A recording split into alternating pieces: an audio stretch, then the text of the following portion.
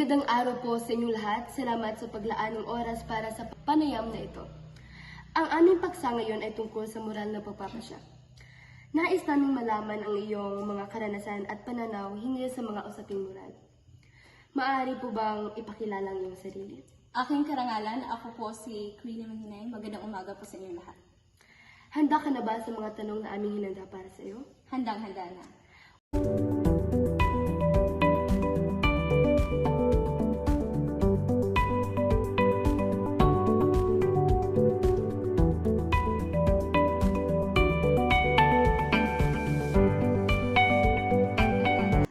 Unang tanong, ano ang krisis o isyu ang nasaksihan o naranasan mo na nag-udyok sa iyo na gumawa ng moral na pagpapasya? Ang krisis na nasaksihan ko na nag-udyok sa akin na gumawa ng moral na pagpapasya ay nakita ko ang aking kaibigan na nag-aalangan kong sasabihin niya ang katotohanan na maaring makasakit sa kanyang pamilya. Ngunit sa huli ay sinabi niya ang katotohanan dahil alam niya na mas mahalaga ang katotohanan dahil nagbibigay ito ng kapayapaan. Paano mo ginamit ang iyong konsensya upang matugunan ang krisis o isyu na ito? Ginamit ko ito upang maunawaan ang sitwasyon at nagpasya ng naangkop na aksyon. Ano ang mga pangunahing prinsipyo o pagpapahalaga ang nagsilbing gabay mo sa paggawa ng desisyon? Ang integridad, empatiya at pagiging patas ang nagsilbing gabay ko upang gumawa ng mabuting desisyon. Nagkaroon din ba ng mga impluwensya ang mga pananampalataya ng iyong pamilya sa mga pagpapasyang nagawa mo sa paanong pamamaraan? Oo, ito ay nagbigay sa akin ng moral na pagpapasya kung ano ang mas nakakabuti para sa lahat. May mga tao bang nagsilbing inspirasyon o naging katuwang mo sa paggawa ng tama? Paano sila nakatulong dito? Ang aking pamilya at mga kaibigan ay napakahalaga dahil sila ang nagabay sa akin at nagsuporta tamang pagpapasya.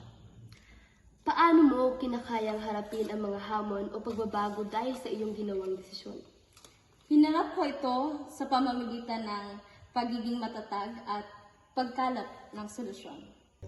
Ano ang naging epekto ito ng tamang pagkilos na iyong ginawa sa iyong sarili, kapwa at lipunan? Nagdulot ito ng kapayapaan sa aking sarili at nagbigay ng inspirasyon sa iba. Paano mo pinamamahalaan ang magkaibang pananaw hinggil sa mga usaping moral, lalo na kapag ang mga ito ay kumakalaban sa iyong sariling konsensya? Pinakinggan ko ang iba't ibang pananaw at nirespeto ang kanilang iba't ibang pananaw. Paano nakatulong ang konsensya ng isang tao sa positibong pagbabago sa lipunan? Ang konsensya ay napakahalagang bagay para sa positibong lipunan. Ito ay nagtutulak sa atin na gumawa ng tama at kumilos ng tama para sa ikabubuti ng nakakarami. Nang dito na tayo sa pinakadulo ng tanong, ano ang iyong mensahe sa mga kabataan upang mas malinaw kanila ang kakayahan na gumawa ng isang moral na pagpapasya na may pagkiling sa kabutihan? Ang masasabi ko lang, huwag kayong matakot na gamitin ang iyong boses lalong-lalo na para sa ikabubuti ng nakakarami. Tandaan niyo, kayo ang may kapangyarihan lumikha ng mundo kung saan lahat ay may pantay-pantay na pagkakataon. Maraming salamat sa iyong nilaan na oras para sagutin ang lahat ng mga hinanda na tanong. Napakahalaga ng iyong mga karanasan at pananaw sa pag-unawa sa moral na pagpapasya. Ito po si Francis Mahinay, papaalala na ang kabutihan ay isang kapangyarihan.